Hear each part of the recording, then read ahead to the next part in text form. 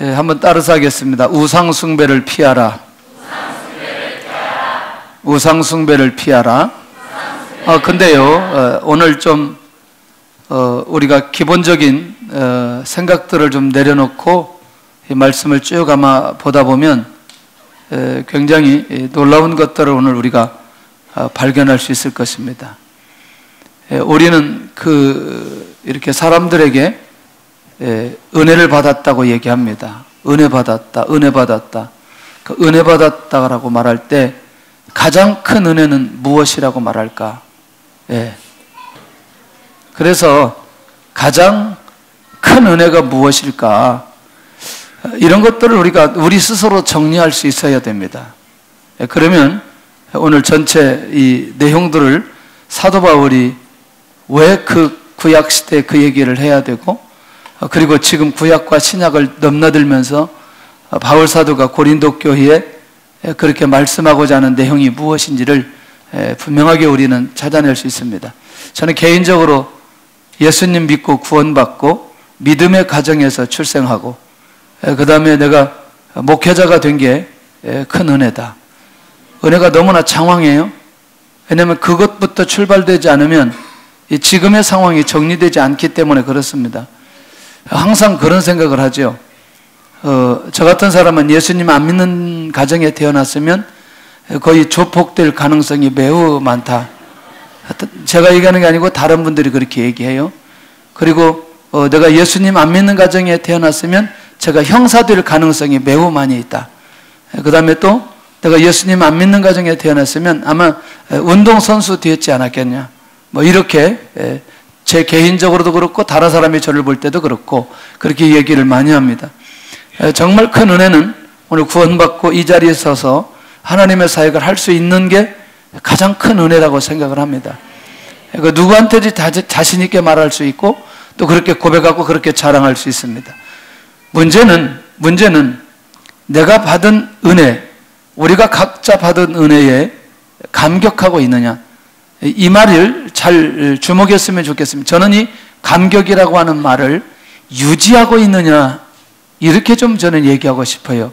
그러니까 내가 지금 하나님의 은혜라고 말할 수 있는 그것들이, 누구에게든지 내가 자랑할 수 있는 그것들이 항상 내 마음속에 있고 그것을 유지하고 있느냐, 다시 말하면 그것을 누리고 있느냐, 그것에 대한 감격을 내가 계속해서 가지고 있느냐라고 하는 부분들이 굉장히 중요합니다. 만약에 그게 이제 계속해서 진행된다면 사실 오늘 본문에 있는 내용들을 다 뛰어넘을 수가 있다는 겁니다. 그런 면에서 자, 이렇게 이것을 유지할 수 있는 힘은 자연스럽게 하나님의 영광을 위해서, 여호와의 이름을 위해서, 주님을 위해서 살 수 있는 삶으로 인도받게 되어진다는 거죠. 할렐루야. 자, 그런 면에서 갑자기 바울이 출애굽의 얘기를 시작합니다. 어떤 얘기? 출애굽의 얘기를 시작합니다. 그리고 이스라엘 민족이 출애굽을 하고 홍해를 건넜는데 이것을 바닷 가운데로 지나갔던 이스라엘 민족에 대한 얘기를 하는 거죠. 어떠세요? 이때는 모세가 하나님으로부터 말씀을 받고 하나님께 대한 믿음을 가지고 홍해가 갈라지고, 그리고 그 모세를 따라서 함께 이스라엘 민족이 바다 가운데로 지나가게 되죠. 근데 이제 이거를 그냥 정리하지 않고요, 바다 가운데로 지났는데 놀랍게도 이 사건을 구름과 바다에서 뭘 받았다고 얘기하느냐? 세례를 받았다고 얘기합니다. 자, 이 말을 주목할 필요가 있다는 거죠. 구름과 바다에서 뭘 받았다? 그러면 직접 세례 받았나요? 다 일일이 우리처럼 침례를 했건 세례를 했건 다 그렇게 하나씩 200만이나 되는 사람들을 그렇게 다 했나요? 그런 거 아니었어요. 그런데 놀랍게도 모세와 연합했던 사람들이 바다에서 세례를 받았다고 사도 바울은 그렇게 얘기하고 있다는 겁니다. 자, 여기는 굉장히 중요한 의미가 있어요. 왜 갑자기 우상 문제 얘기를 하는데 오늘 여기 출애굽했던 이스라엘 민족의 홍해를 건너는 상황들에 대한 얘기를 왜 이 사도 바울이 여기에서 이 얘기를 할 수밖에 없을까? 출애굽하기 전에 이스라엘 민족의 상황은 노예였습니다. 출애굽하고 난 이스라엘 민족은 하나님의 선민, 하나님의 선택한 백성, 조금 더 다른 말로 말하면 이제 거룩한 백성, 하나님의 언약을 이루는 언약의 주체자가 된다는 것이죠. 놀랍게도 그들이 어디를 지나가면서, 홍해를 지나가면서 거룩한 하나님의 백성이라는 정체성을 가지게 했던 결정적 사건이었다는 거죠. 왜냐하면 이스라엘 민족과 애굽 군대 사이에 애굽 군대가 이스라엘 민족을 쫓아오지 못하도록 하나님께서 경계선을 놓아두고 이스라엘 민족이 안전하게 홍해를 건너도록 하나님께서 지키시고 인도해 주십니다. 무슨 얘기죠? 구별시켰다는 겁니다. 하나님의 백성으로 구별시켰다는 거예요. 그러니 이 이스라엘 민족이 여기를 건너면서 그렇지, 이제는 우리가 하나님의 거룩한 백성, 하나님의 말씀을 이루고 하나님의 뜻을 이루는 그런 백성이야 라는 사실을 그들로 하여금 갖게 만들어 주셨다는 겁니다. 자, 여기까지 이 사건을 앞에 쭉 1절, 2절에 사도 바울이 갑자기 이스라엘 민족 얘기를 하면서 그들이 그 바다에서 세례를 받았다는 얘기를 하고, 두 번째 얘기하는 게 뭐냐면 위로부터 내려오는 신령한 음식을 먹었다고 얘기합니다. 뭘 먹었다? 예, 신령한 음식. 우리가 신령한 음식을 말할 때는 하늘에서 내려왔던 만나를 말씀하는 거 아니겠어요? 그렇죠? 할렐루야. 그런데 놀라운 건 여러분들, 만나를 먹이셨던 결정적인 이유, 40년 동안 먹이면서 떡을 주면서 그들을 훈련시켰던 건 떡으로만 아니고 누구의 말씀으로, 하나님의 말씀을 먹어야 산다는 사실을 교훈을 시켜주면서 40년 동안 신령한 음식을 그들이 먹게 만들어 주셨다. 은혜예요? 은혜죠. 아까 거기도 어디를 건너는 것도, 홍해를 건넌 것도 은혜라고 말할 수 있다는 거죠. 자, 그러면 네 번째는 신령한 반석으로부터 신령한 음료를 마셨다는 거죠. 신령한 음료, 신령한 음료, 반석으로부터 나오는 물을 마셨나요? 예. 그런데 여러분들, 반석에서 물이 나오는 건 하나님의 은혜와 하나님의 능력과 하나님의 기적이 아니면 반석에서 물이 나올 수가 없는 거죠. 그러니 이 물도 무엇으로 주어진 거다? 은혜로 주어진 거다. 할렐루야. 자, 그러면 이렇게 보면 놀라우게도 고린도전서 10장 4절, 이건 같이 읽어봐야 됩니다.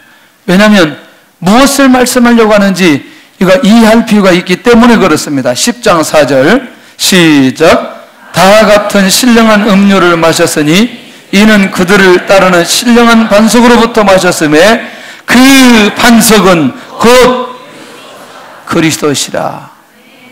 무엇이? 그러니 그것이 신령한 음료라고 말해도 되나요? 할렐루야. 그러면 이것을 마심으로 이스라엘 민족에게 생명의 역사가 일어난 것 맞나요? 그러니까 이미 이때 놀라운 거죠. 이때부터 이스라엘 민족은 누구와 연합하도록 하느냐? 예수 그리스도와 연합을 통해서 하나님의 놀라운 은혜와 역사가 일어나는 것들을 보게 하셨다는 거죠. 보게 하셨다는 거죠. 자, 이것까지 우리가 크게 어려움이 없어요. 자, 그렇다면 이 지금 광야 40년 그리고 출애굽하고 진행되는 이 역사적인 사건들은 하나님께서 뭔가 보여주시는 게 있어요. 은혜가 지속적으로 임하는데, 은혜가 지속적으로 누구에게 임하는데? 이스라엘 민족에게 임하는데, 결국 그 은혜는 누구 중심으로 임하고 있다? 예수 그리스도의 중심으로 임하고 있다는 사실을 하나님께서 그 시간들 속에서 가르쳐주고 있다는 겁니다. 그래서 제가 계속해서 얘기했던 것 중에 시청각 교육이 중요하다라고 하는 것을 계속해서 얘기하는 이유가 여기에 있다는 것입니다. 그러니까 하나님께서는 메시아를 보여주고 메시아를 바라보고 앞으로 오실 메시아를 믿도록 하기 위해서 그들에게 보여줄 수 있는 것들을 다 열어서 보여주는 거죠. 그러니까 모든 것들 이것과 연결시켜서 결국 그들에게 이런 은혜가 임하고 있다는 것을 그들에게 알게 해주신다는 거죠. 그러면 이 첫 번째 단원을 통해서 우리가 확인할 수 있는 것은 뭐냐면, 그들이 요 사건만 보더라도 홍해를 건너고 만나를 먹고 신령한 음식, 신령한 음료를 마신 것만 해도 하나님의 은혜라고 말할 수 있느냐는 거죠. 하나님의 은혜라고 말할 수 있느냐는 거죠. 그러면 지금 내가 오늘 존재하는 것도 하나님의 은혜라고 말할 수 있는 거냐는 거죠. 할렐루야. 그러니까 은혜로 내가 처리할 수 있어야 되는 부분들이 굉장히 많이 있다는 거죠. 자, 그렇다면 이제 두 번째는 뭐냐면, 그리스도를 통해서 구원받고 은혜를 경험했던 이스라엘 민족, 이렇게 말해도 되겠냐는 거죠. 이해되나요? 다시 말하면 유월절 사건도 결국 누구를 통해서 그들이 구원받고, 할렐루야. 그 다음에 지금 이 사건들도 누구를 통해서? 그렇습니다. 이렇게 은혜를 경험했어요. 이미 전제가 되었어요. 이미 은혜라고 말했고 이건 하나님의 축복과 역사였다고 말할 수 있다는 거죠. 5절에 가서 그런데 하나님께서 그 사람들을, 출애굽한 사람들을 기뻐하지 않으셨다는 겁니다. 자, 이제부터 우리는 눈이 열려져야 됩니다. 자, 이미 이전에 첫 번째 대지에서 그들이 하나님으로부터 받았던 은혜는 이 지구상에 아무도 이런 은혜를 받은 사람이 없을 정도의 그런 놀라운 은혜를 받았는데, 이 출애굽한 사람들을 하나님께서 기뻐하지 않으셨다. 왜? 신령한 만나와 신령한 음료를 먹었음에도 불구하고 틈만 있으면 그들은 어떤 음식을 사모했다. 애굽의 음식을 사모하고 어디로 가고자? 애굽으로 가고자 하는 마음이 그들 안에 있었다는 것이죠. 할렐루야. 너무나 지엽적이어서 그 얘기를 안 하고 싶은데, 혹시 여러분들 옛날에 그 예수님 안 믿기 전에 한 잔씩 했던 거, 예수님 믿고 나서 이런 엄청난 은혜를 받았음에도 불구하고 애굽의 음식을 사모하는 마음으로, 할렐루야, 애굽에 가고자 하는 욕구가 우리 안에 생길 때가 있어요, 없어요? 솔직하게 얘기하세요. 기독교인들 50% 이상이 술을 마신대요. 우리 교회는 그런 분들이 없는 줄로 믿는데, 할렐루야. 너무나 또 가치가 깊이 있게 가면 오늘 또 힘들어하는 분들이 있을 테니까, 어제까지 마셨어도 오늘 끊으면 돼요. 할렐루야. 자, 다시 너무나 이걸 가지고 정리하면 안 돼요. 왜냐하면 이거를 그렇게 단순하게, 이게 음주 문제가 아니기 때문에 그걸로 정리하지 않았으면 좋겠습니다. 만약에 그걸로 정리하면 오늘 율법으로 끝나기 때문에 보다 본질적인 문제가 이 안에 있다는 사실입니다. 다시 말하면 이들은 신령한 만나와 음료를 먹고 지금 광야의 길을 걷게 했던 결정적 이유는 어디로 가야 되는 거예요? 그렇습니다. 그러면 그 가나안은 우리가 항상 얘기할 때 뭘 상징해요? 우리에게 있어서는 천국을 상징하죠. 우리는 교회 이름만 얘기하면 그냥 답이 나오는 게 매 순간마다 성경에 답이 나와가지고 이름을 어떻게 가나안 교회라고 졌어요. 그래서 새 가나안 교회로 가야 돼. 자, 보세요. 놀랍게도 이런 상황 속에 그들에게 나타나는 건 불순종과 원망하는 죄를 짓기 시작했다는 거죠. 어디를 사모한다는 것이? 애굽을 사모하는 것이 자기도 모르게 미래에 진행되어질 하나님의 인도하심과 역사하심에 대한 불순종, 원망하는 죄를 짓기 시작했던 것을 보게 됩니다. 나는 얘들의 시간표를 너무너무 잘 알아요. 15분이 지나면서부터 이제 몸이 뒤틀리기 시작하는 거죠. 한 40분 정도 지나면, 한 30분 지나면 얘기해야 돼, 얘들은. 얘기해야 돼. 그리고 막 떠들어요. 시간이 됐다고 막 떠들어요, 앞에서. 여러분들은 안 들리지만 여기서 얼마나 떠드는지 몰라. 막. 왜 이렇게 길게 하냐? 오늘은 더 길다, 뭐. 그래서 말은 안 하지만 막 얘기하면서 막 떠들면, 얘들 떠들면서, 아, 시간이 됐구나. 내가 그렇게 알아요.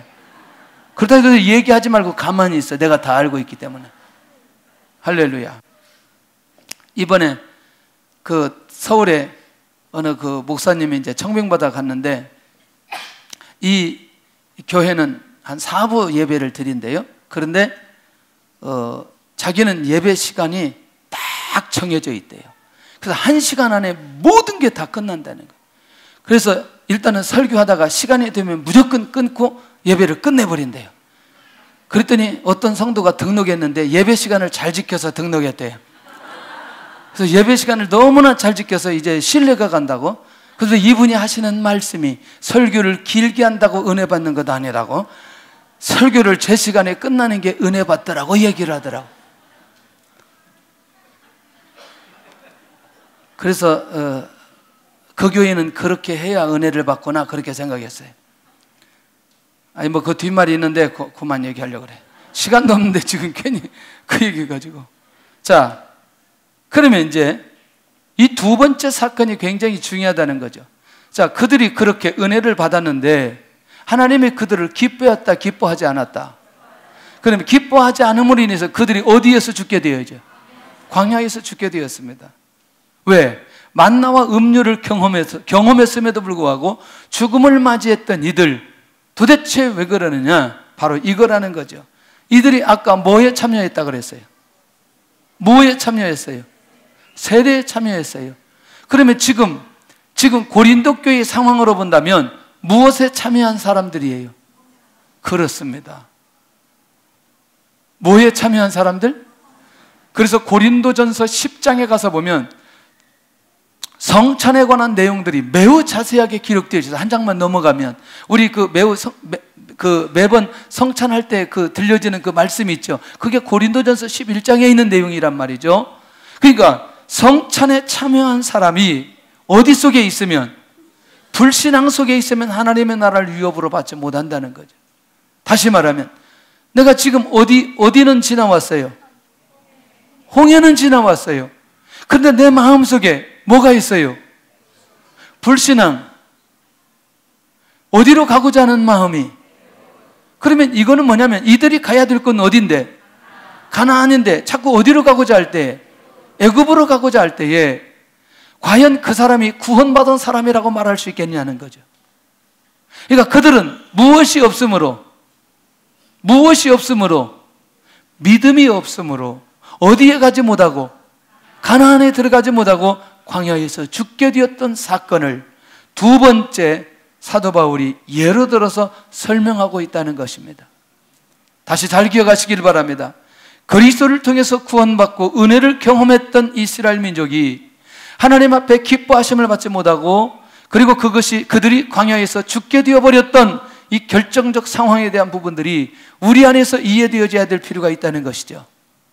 그러면 사도 바울이 왜 그러면 이 사건을 성경에 기록하고, 그리고 지금도 사도 바울은 이 구약시대에 있는 이 이스라엘 민족에 대한 얘기를 왜 지금 할 수밖에 없었는지, 이거는 이 광야의 사건은 후대의 많은 사람들에게 모델로 삼기 위해서 이것을 성경에 기록하게 만들었고, 사도 바울이 그걸 지금 끌고 와서 지금 하나님 앞에서 지금 이 고린도 교회 성도들이 어떤 모습으로 살아가야 될 것인가에 대한 기준점을 얘기하고 있다는 것입니다. 할렐루야.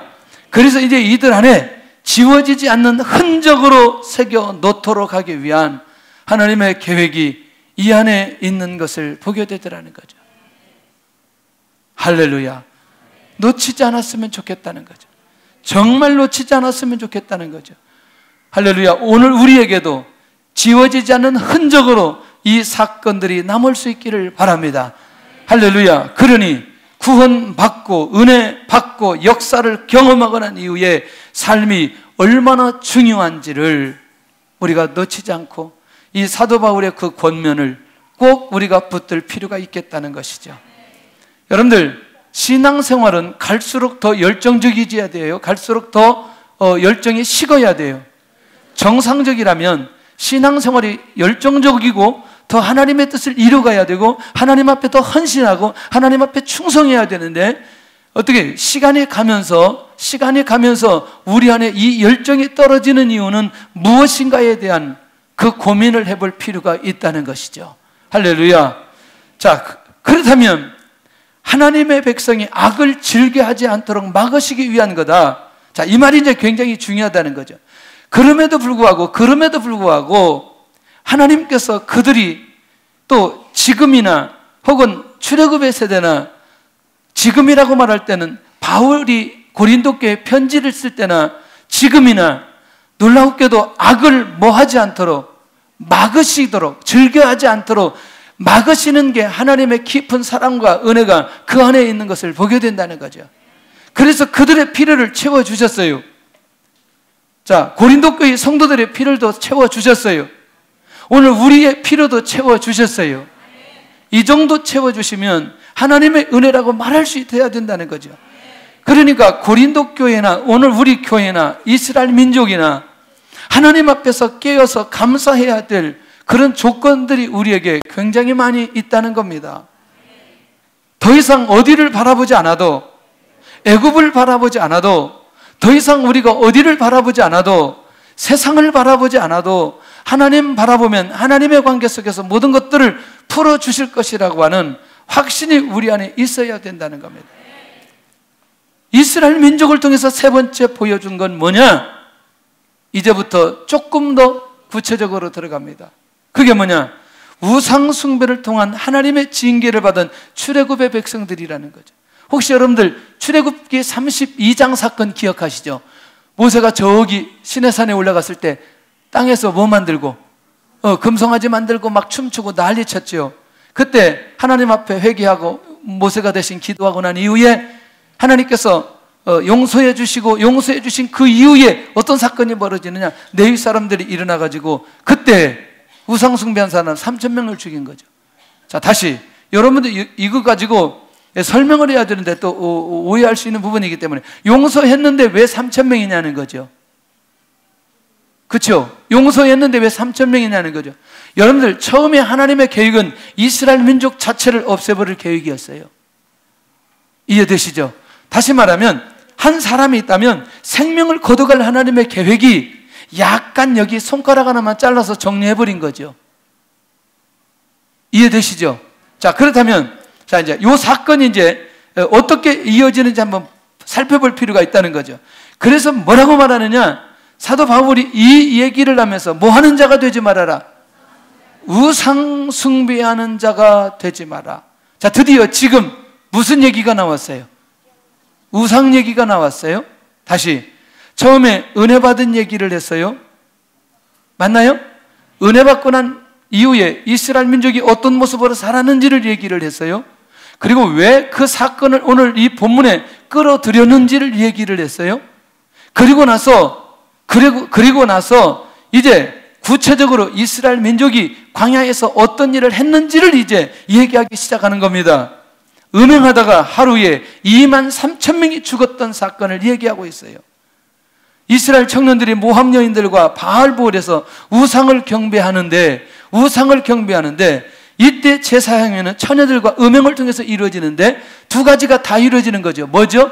우상 숭배도 하고 무엇도 행하고 음행도 행하고. 그래서 몇 명이 죽었어요? 23,000명이 죽었다. 자, 이것이 이스라엘 민족이 고린도 교회가 바라볼 때에 놀라운 모델이라는 사실을, 이 사건을 얘기하고 있다는 거죠. 그래서 우상 숭배와 간음죄는 무엇보다 큰 죄악이다 라는 사실을 이제 하나씩 열어놓고 있다는 겁니다. 자, 다시 고린도 지역은 다른 지역에 달라서 무엇이 강했다? 우상 숭배가 강했다. 비너스 신상이 있다고 얘기했습니다. 처음 얘기할 때. 자, 그러면 이스라엘 민족 얘기 정리하고 그 다음에 그 모델을 얘기하면서 요 얘기를 하면서 지금 사도 바울은 고린도와 고린도 지역에 있었던 무엇에 관한 얘기를 하고 싶은지, 예수님 믿고 구원받은 고린도 교회 성도들이 완전히 우상 숭배의 문제, 간음의 문제를 끊어내지 못하고 계속해서 그 흐름 속에 있는 모습을 오늘 이 사도 바울이 기억하고, 이제 이 백성들이 가지고 있는 현재 가지고 있는 무슨 문제가 해결되어야 되겠다, 우상의 문제가 해결되어야 되겠다, 단순하게 우상 얘기를 하는 것보다 어디서부터 시작하는 거예요. 그래서 저 이스라엘 민족의 출애굽부터 시작하고 있는 것을 보게 됩니다. 자, 세 번째는 주를 시험하다가 뱀에게 멸망당한 사건. 무슨 뱀? 불뱀에게. 그러다가 무슨 뱀을 보고? 노뱀을 보고 살아나는 역사가 일어나는 거예요. 그러니까 이게 뭐냐면 사실은 이게 죄에 대한 하나님의 사랑과 구원의 능력을 시험했던 모습이다, 이런 거였어요. 어디에서 벌어졌어요? 이게 어디에서? 광야에서 벌어졌어요. 그리고 이것은 지금 현재 이들에게 있어서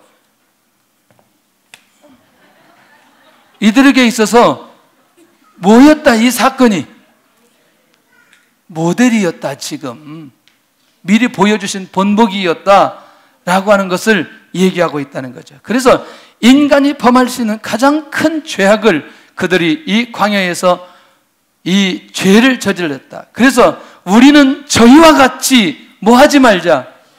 하나님을 뭐 하지 말자? 시험하지 말자. 아까 뭐 하지 말자? 우상 숭배하지 말자. 뭐 하지 말자? 시험하지 말자. 그래서 우상 숭배하는 일을 뭐 하라? 피하라라는 거죠. 드디어 이제 이게 핵심이라는 거죠. 그리고 이들은 지금 계속해서 매 주일마다 뭐 하는 자들이에요? 아니, 여기 나오잖아요. 본문에. 이걸 여기다 안 넣었는데 매일 뭐 하는 자들이에요? 그렇죠. 성찬에 참여하는 자들이에요. 예배에 참여하는 자들이에요. 그러니까 지금 성찬에 참여하는데 성찬의 얘기를 어디 하고 있어요? 아니, 바다를 지나면서 얘기했던 그 얘기를 왜 하는지 이제 그게 연결이 되어야 된다는 거죠. 아이고, 이걸 얘기를 안 했기 때문에 해야 돼요. 자, 16절 보겠습니다. 16절 시작. 우리가 축복하는 바 축복의 잔은 그리스도의 피에 참여함이 아니며 우리가 떼는 떡은 그리스도의 몸에 참여함이 아니냐. 떡이 하나요 많은 우리가 한 몸이니 이는 우리가 다 한 떡에 참여함이라. 할렐루야. 그러니까 이건 뭐에 참여하는 거예요? 성찬에 참여한다는 거죠. 이해되셨죠? 그러니까 성찬에 참여한다는 건, 참여할 수 있다는 건 뭐 받았기 때문에? 그렇지, 세례를 받았기 때문에. 그리고 아까 이 사람들도, 구약시대 이 사람들도, 이스라엘 민족도 뭐 받고? 세례 받고 연합되어지고. 그런데 그런 사람들이 하나님 앞에 믿음을 가지고 하나님 앞에 순종하며 인도받는 그 모습으로 보여줘야 되는데 계속해서 불신앙적인 하나님 앞에 악을 행했던 그것들에 대한 얘기를 이제 정리를 해놓고 이제 사도 바울이 진짜 중요한 이 얘기를 하고 싶은 거죠. 우상은 누구에게 하는 것이다. 만약에 우상의 존재가 있다면 배후에 누가 있느냐? 귀신이. 우상의 배후에 존재가 있다면 그것인 누구? 귀신이라는 것이다. 이것을 사도 바울이 그렇게 밝혀주고 있다는 것입니다. 겉으로 드러나는 형상은 아무런 힘과 능력이 없지만 혹시 배후에 있는 것이라면 이렇게 볼 수 있다는 거죠. 그러니 바울 사도는 고린도 교회 모든 성도들이 누구와 교제하기를 원하지 않는다. 귀신과 교제하는 자가 되기를 원하지 않는다는 거죠. 왜? 우상 숭배는 악한 영들과 결탁이 되어 짝이 되어져 하나가 되어지는 것인데 무엇을 행함으로, 우상을 행함으로 그렇게 악한 영들과 결탁이 되어 하나가 되는 것은 있을 수 없다 라는 사실을 가르쳐주고 있다는 거예요. 할렐루야. 그러니까 자기도 모르게 예수님 믿기 전에 행해졌던 뭐가? 우상이 지금 예수님 믿고 나서도 성찬에 참여하면서도 자기도 모르게 자기 안에 들어왔나요?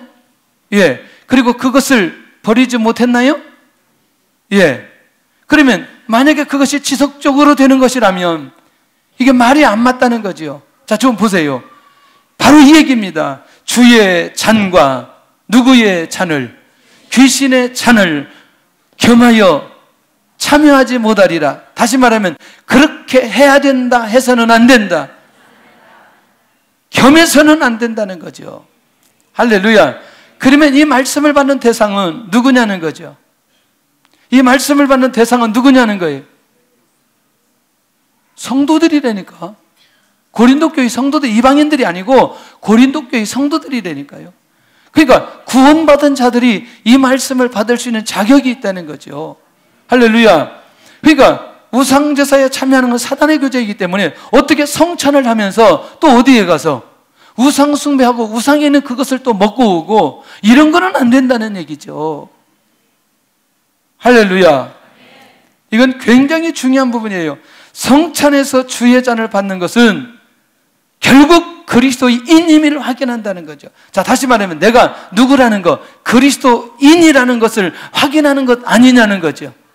뭘 받는다는 것은? 성찬을 받는다는 것. 할렐루야. 그런 면에서 우리가 이 우상에 대한 부분들을 아주 깊이 있게 우리가 좀 생각해 봐야 되겠는데, 자, 이 시대에 그러면 이제 내가 가지고 있는 우상은 무엇인가 한번 살펴볼 필요가 있다는 것이죠. 좀 이렇게 이제 쉽게 정리를 좀 해보겠습니다. 금요일 날, 토요일 날 되면 영국의 프리미어 리그에 보면은 모든 사람들이 어디에 나와 있어요? 에? 프리미어 리그가 어딘지 잘 모르세요? 에? 자꾸 뭐 어르신들 죄송합니다. 축구 얘기해요. 축구장이라는 거예요. 축구장. 사람들 혹시 빈 자리 보셨어요? TV 이렇게 보면서 빈 자리 보이셨어요? 매일 밤 나오시라고 볼 시간도 없고 금요일 날 봐야 되는데 집에 가면 주무셔야 되고 꽉 구장마다 그렇게 가득 찰 수가 없어요. 와, 여러분들이요, 상상을 초월합니다. 죄송하지만 가장 강력한 복음의 운동, 청교도 운동이 일어났던 곳이 어디라고요? 영국이었습니다. 교회는 다 문을 닫는데 어디에만 사람들이 집중해요? 어디에만? 예. 혹시 미국 프로야구 보셨어요? 뭐라 그러죠? 프로야구, 미국 프로야구, 메이저리그, 그런 걸 어떻게 그렇게 잘 알아요? 나 뭐 생각이 나서 지금 얘기도 못 하는데. 어디에 가죠? 어디에? 어느 날도 가요? 어느 날도 가요? 이게 굉장히 깊이 있게 들으죠? 자, 이렇게 얘기하니까 다른 사람 얘기 같죠? 다른 사람 얘기 같죠? 여러분들, 이 시대가 가지고 있는 우상, 자, 그것을 우리가, 자, 우리는 지금 누구의 영향을 받아야 돼요?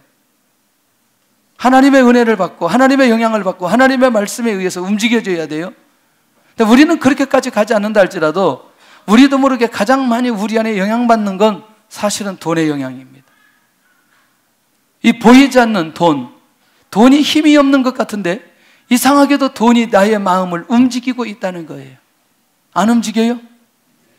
안 움직여요? 오늘 밤에 지금 어디 가면 돈 10억 준다. 가야 돼, 안 가야 돼? 에? 가야 돼, 안 가야 돼? 내가 그럴 줄 알았다니까. 가만히 있어, 그러니까 이게. 다 다른 사람들이 대답하고 있어요. 그게 뭐에 영향을 받는다? 이게 우리도 모르게 이게 무엇이 되어가고 있다, 지금. 무엇이 되고가 있다.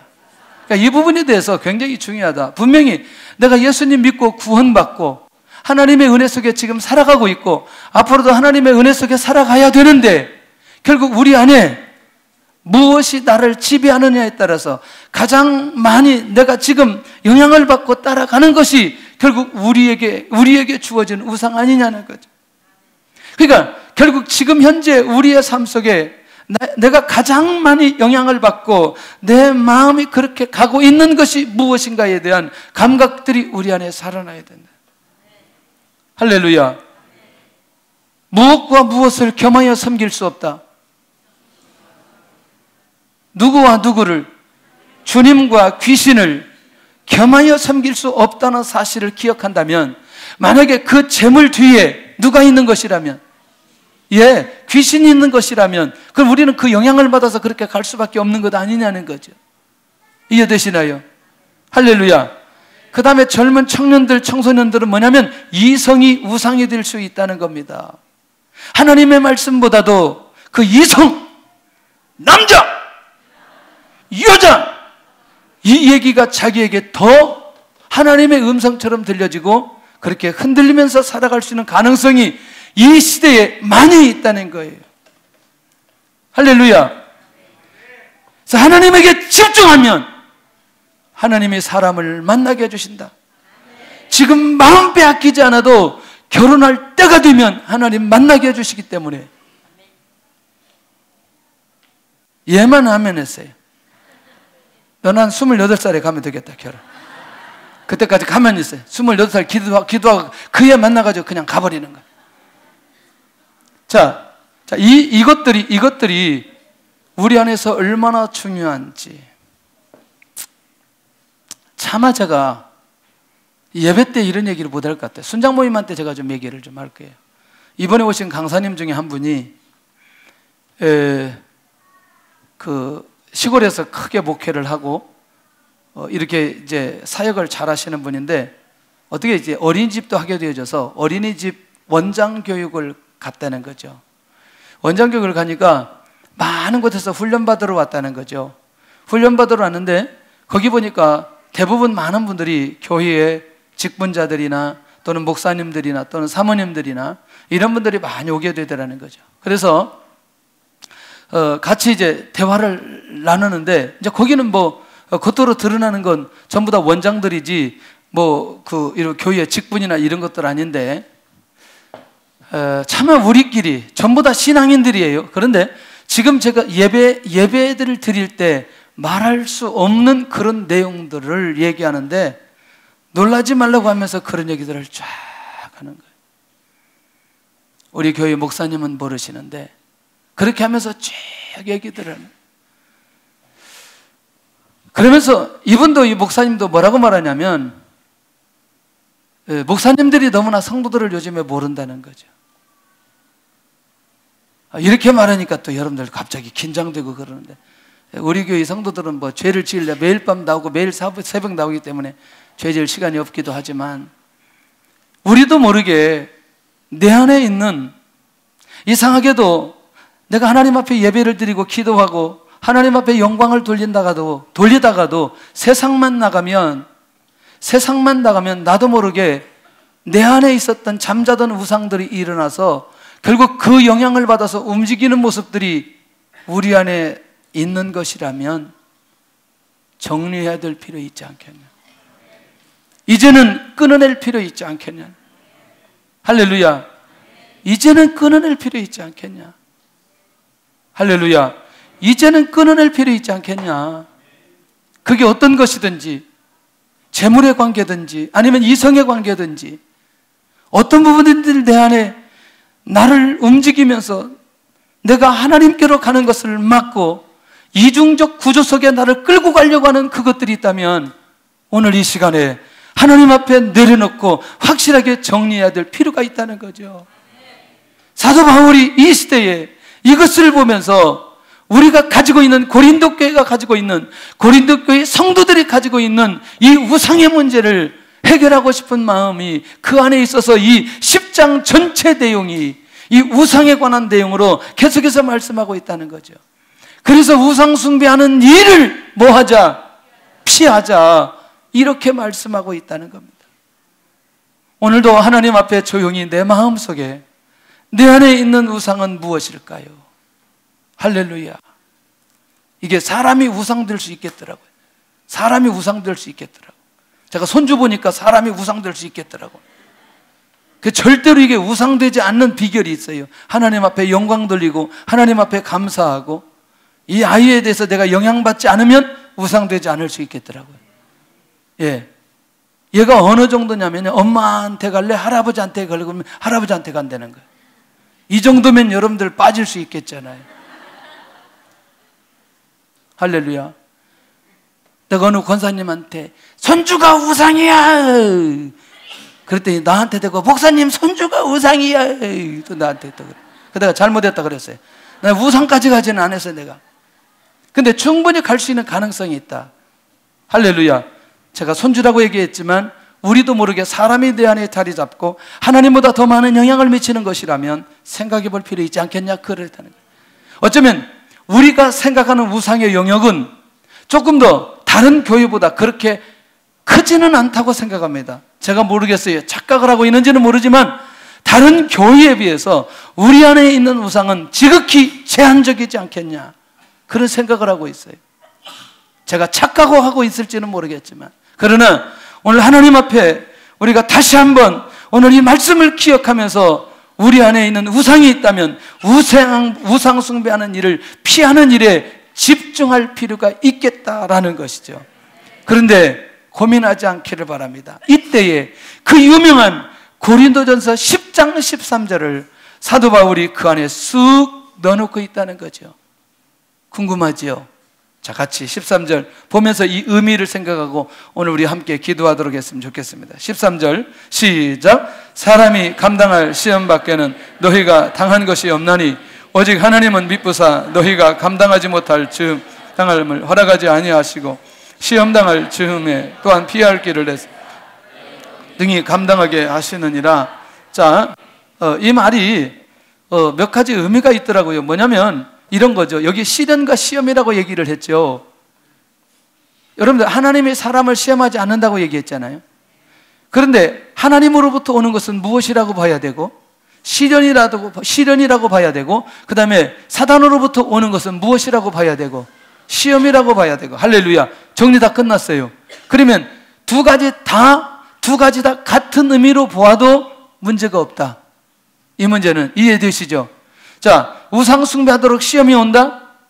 자, 만약에 사단이 시험이 온다라고 할 때는 시험 당할 즈음에 무슨 길을 열어놓으시고 할렐루야 피할 길을 열어놓으시고 할렐루야 인도해 가시는 하나님을 만나시기를 바랍니다. 할렐루야. 이런 경험들 우리의 삶 속에 굉장히 많이 있을 줄로 믿습니다. 아멘. 감당하기 어려운 시련을 당할 때 뭐 하게 하신다? 감당하게 하신다. 피할 길을 내려주신다. 여러분들 시련이 올 때 감당하는 방법은 딱 간단해요. 뭐만 바꾸면 돼요? 마음만 바꾸면 되는 거예요. 마음을 누가 바꾸게 하시는 거예요? 하나님께서 바꾸게 하시고 그걸 감당하도록 역사해 주신다. 할렐루야. 죄나 시험 때문에 힘든 사람들은 결국 누구를 바라보면 된다? 하나님을 바라보면 하나님께서 반드시 오늘 이 시간에 뭐 할 길을 주신다? 피할 길을 주신다. 할렐루야. 그런 면에서 이미 우리 안에 있는 이 우상도 누구에게만 나오면 하나님에게 나오면 뭐 할 길을 주신다? 피할 길을 주시는 하나님을 만날 수 있기를 바랍니다. 결론입니다. 나에게 있는 우상을 분명하게 알고 있는가? 나는 우상 숭배에서 자유하고 있는가? 있는가? 내 안에 우상이 자리 잡지 못하도록 하고 있는가? 할렐루야. 말씀 붙들고 기도하고 예배할 때 하나님 중심적 삶은 결국 우상이 우리 안에 자리 잡지 못하도록 하나님께서 역사해 주시는 것을 보게 됩니다. 중요한 건 내 주변에 복음 증가하는 것 외에 만나는 대상이 누구인가를 정리해 보면 내가 지금 어떤 위치, 어떤 상황 속에 서 있는지 분명하게 알 수 있습니다. 물론 사업이나 또는 직장 생활이나 이런 것들을 하기 위해서 진행되는 것들이야 우리가 그 안에서 우리가 기준 잡고 갈 수 있는 부분들이 있겠지만 이것들이 아닌